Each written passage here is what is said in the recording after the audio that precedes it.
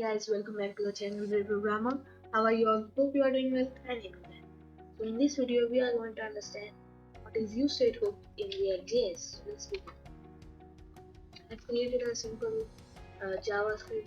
I've created a simple basics function here, and I'm rendering it in my app.js like this.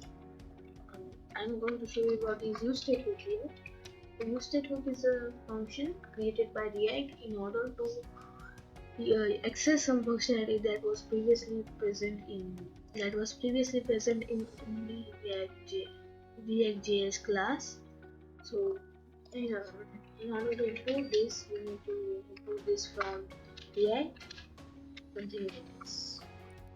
And inside the curly braces, we need to write UseState. And now I have already run the server, and now we need to type const opening and closing square brackets. Inside that, the first value should be the initial state name, and second should be a function. So this function would set the initial state to whatever you want. So this would be with the keyword called set and equals to UseState, and inside the UseState function you can define your initial value. So in this video I'm going to simply implement and decrement system.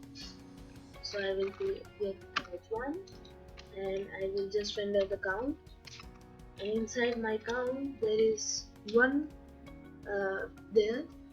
So this count is a constant, and we can update this constant with the help of our set count.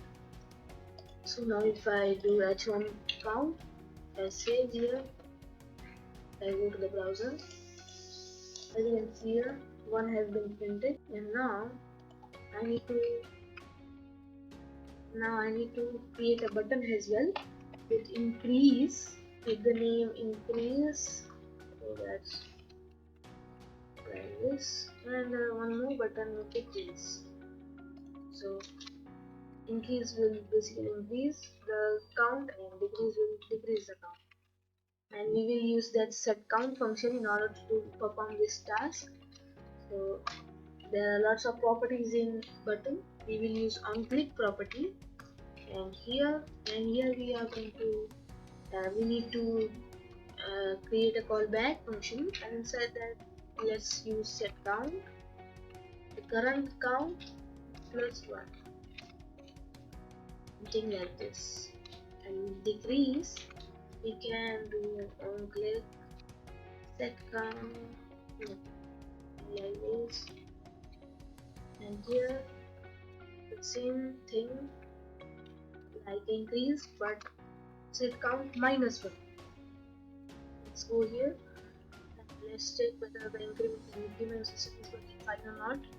Increase is working fine, decrease is also working fine, and if you want that the decrease should not go under minus 0 or something, you can just, before doing set count, you can use if count equals to 0, then do nothing, or you can perform the task where you can just use cannot decrease,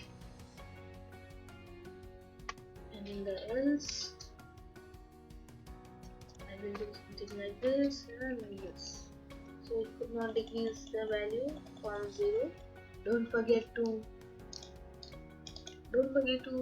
check out my Discord server, and also don't forget to visit my website Real Programmer, where I will be uploading my code. Stay tuned till the next video. If you like this video, please like, share, subscribe to my channel and do hit the bell icon.